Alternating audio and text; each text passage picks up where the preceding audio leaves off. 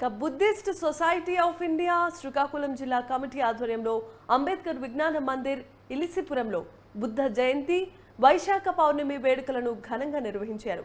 ఈ సందర్భంగా Buddhist society of India రాష్ట్ర ఉపాధ్యక్షులు బోయిడి మురళీకృష్ణ మాట్లాడుతూ ప్రజ్ఞ, శీల, కరుణ, అష్టాంగ మార్గాన్ని ప్రబోధించే మహాత్ముడు బుద్ధుడు అని, ఆయన మార్గాన్ని డాక్టర్ బాబాసాహెబ్ అంబేద్కర్ ప్రజలు విస్తృతంగా తీసుకొని వెళ్లి బౌద్ధ మత వ్యాప్తికి కృషి చేశారని కొనియాడారు. కేంద్రంలో మోదీ ప్రభుత్వం అధికారంలో వచ్చినప్పటి నుండి మైనారిటీ మత కులస్తులకు దాడులు రోజురోజుకి పెరిగిపోతున్నాయన్నారు. సమానత్వం, రాజ్యాంగం హక్కులను కాలరాసే పరిస్థితి దాపురించిందని మురళీకృష్ణ మండిపడ్డారు.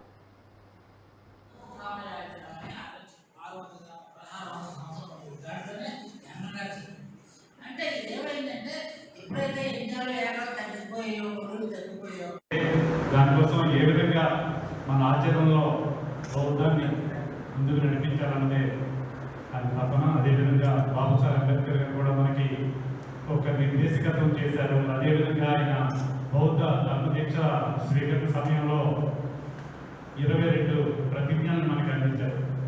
వాటిని మనం జీవితంలో ప్రతిక్షణం నిజం చెప్పాలంటే ప్రతి ఒక్కరు ఇంట్లో వాటి ఫోటోగ్రఫీ ఉంచుకొని మనం అందులో ప్రతి ఒక్క దాన్ని కూడా మనం పాటించేటప్పుడే నిజమైన అంబేద్కర్ అయిన. ఈ మధ్య చాలా మంది అంబేద్కర్ అయిన నేను చూస్తున్నాను.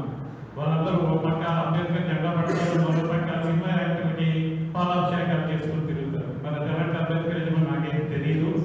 అంబేద్కర్ గురించి మనం చేసేటప్పుడు తప్పనిసరిగా బౌద్ధ స్వీకరణ జరిగి లేదా బౌద్ధ ఆచరణ లేని అంబేద్కర్ మనది అది కొట్టి వల్ల అలాంటి అంబేద్కర్ అయిన నుంచి మనం జాగ్రత్తగా ఉండాలి.